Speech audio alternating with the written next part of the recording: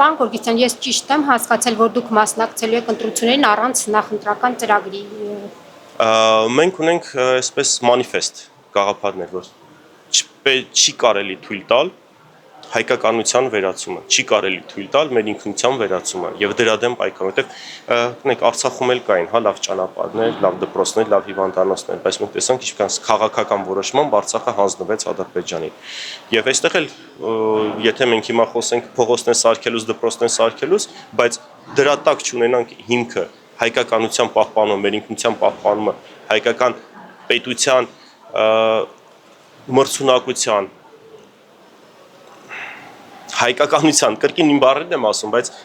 հիմքը դա է, հասկանում եք, եթե իմաստը կորում է, մնացած ուղղակի ձևեր են։ Այդ ձևերը ամեն երկրում, ամենտեղ աշխարհի ամեն անկյունում կարող ես գտնել։ Այդտեղ բովանդակությունն է կարևոր եւ հիմա եթե մենք բովանդակությունը կորցնում ենք, մնացած անիմաստ է դառնում։ Այն դպրոցներում, այն հիվանդանոցներում, որտեղ այլևս հայերեն չեն սովորելու, մեծ տոп մաշտոցի մասին չեն ասնելու, մեր ազգային հերոսների մասին չեն ասնելու, այդ դպրոցները անիմաստ են դառնում։ Պետության գոյությունն է անիմաստ դառնում։ Բայց այդ ինչպես չեն անցնելու, մի տեսակ չեն պատկերացնում եւ դուք չունեք վարչապետի տեխնացու, ունեք նախագահի տեխնացու Միքայել Աջապահյանը, Միքայել Սրբազանը։ Իր հետ խորհրդակցել եք, ինքը գիտի, որ ձեր նախագահի տեխնացուն ինքն է։ Իր հետ չենք խորհրդակցել, բայց Միքայել Սրբազանը համախմբող կերպար է եւ իր գաղափարներով նաեւ վտանգավոր գործող իշխանության համար։ Մենք նախագահի ինստիտուտը իր լծակներով թույլ ինստիտուտ է եւ միայն ուժեղ մարդը, ուժեղ հեղինակություն ունեցող մարդը կարող է դա համախմբել։ Եվ Միքայել Սրբազանը կարող է դառնալ նաեւ մեր ժողովրդի այսպես պառակտված ու մասնատված վիճակից համախմբման սիմվոլը։ Եվ մենք դա տեսնում ենք, մենք հույս ունենք նաեւ մյուս ընդդիմադիր ուժերը մեզ կմիանան այս առաջարկով։ Սրբազանի հետ անհնար է հիմա խոսել, որովհետեւ նա կալանքի տակ է գտնվում, նա թույլտվություն չունի հրապարակային խոսել եւ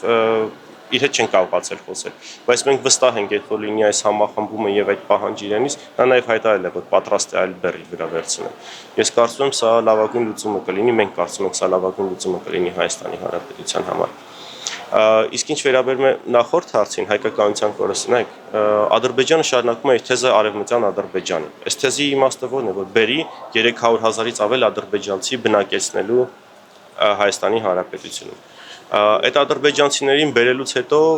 պիտի առաջանա նրանց անվտանգություն ապահովելու հարցը, որովհետև Ադրբեջանը պնդում է, որ Հայաստանը ցեղասպանց ժողովուրդ է, Հայաստանը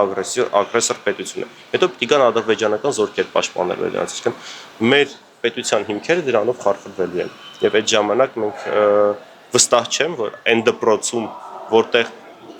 մեծամասնություն ադրբեջանցի են լինելու, մենք անցնելու ենք հայկական երգեր, հայկական մշակույթ, հայկական տառեր։ Հասկանում եք, մենք հիմա արևմտյան Ադրբեջան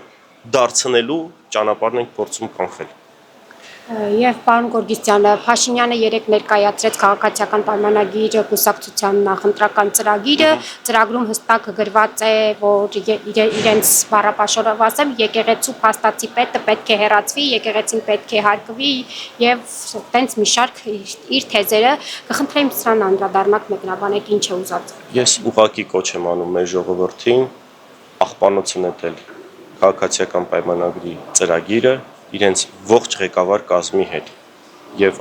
որևէ ձայն չտալ նրանց, որպեսզի մենք այդ բոլոր քանդման process-ներից, որոնք նրանք սկսել են եւ շարունակում են, զերծ մնանք եւ կարողանանք երկիրը առաջ տանել։ Բաժանորդագրվեք Արմաթ մեդիայի ալիքներին սոցցանցերում։ Հետևեք մեզ նաեւ Armat Media AM կայքում։